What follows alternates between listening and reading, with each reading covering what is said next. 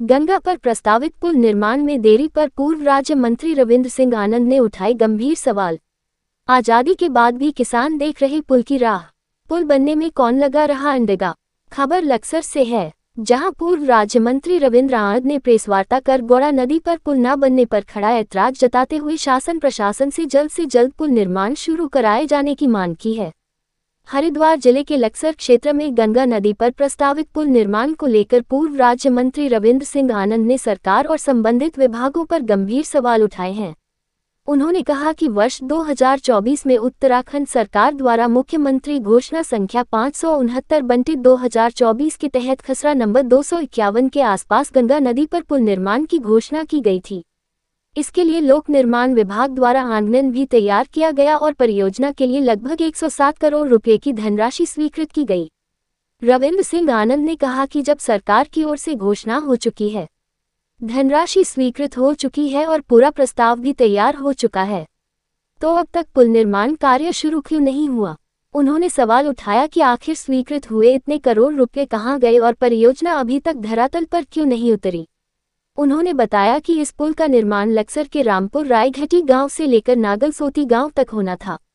इस पुल के बनने से क्षेत्र के लाखों किसानों को राहत मिलती, जो आज भी गंगा पार अपनी खेती करने के लिए मजबूर हैं। किसान अपनी जान जोखिम में डालकर नाव के सहारे फसल और कृषि उपकरण गंगा नदी पार लाते हैं।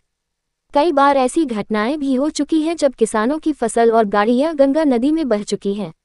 उन्होंने कहा कि हाल ही में एक दुखद घटना में एक व्यक्ति अपनी बाइक सहित गंगा नदी में बह गया, जो आज तक नहीं मिल पाया है।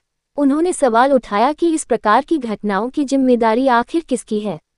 रविंद्र सिंह आनंद ने कहा कि क्षेत्र के किसान आजादी से पहले से ही इसी तरह जोखिम उठाकर गंगा पार खेती करने को मजबूर हैं। यदि आज भी उनकी स्थिति नहीं बदली, तो क्या यह मान लिया जाए कि इन किसानों को आज तक वास्तविक आजादी नहीं मिली। इसके साथ ही उन्होंने एक और बड़ा सवाल उठाते हुए कहा कि क्या ये पुल निर्माण कार्य पूर्व मुख्यमंत्री त्रिवेंद्र सिंह रावत और वर्तमान मुख्यमंत्री पुष्कर सिंह धामी के बीच वर्चस्व की राजनीति और आपसी खींचतान के कारण तो नहीं लटका हुआ है। उन्होंने कहा कि यदि ऐसा है तो यह अत्यंत दुर्भाग्यपूर्ण है कि राजनीतिक प्रतिस्पर्धा के कारण क्षेत्र के हजारों किसानों और आम जनता को परेशानी झेलनी पड़ रही है। रविंद्र सिंह आनंद ने सरकार और संबंधित विभागों से मांग की कि इस पुल निर्माण कार्य को तुरंत शुरू कराया जाए और जनता को स्पष्ट रूप से बताया जाए कि स्वीकृत धनराशि का क्या हुआ। साथ ही यह भी स्पष्ट किया जाए कि इस महत्वपूर्ण परियोजना को रोकने या लटकाने के पीछे आखिर कौन राजनीति कर रहा है।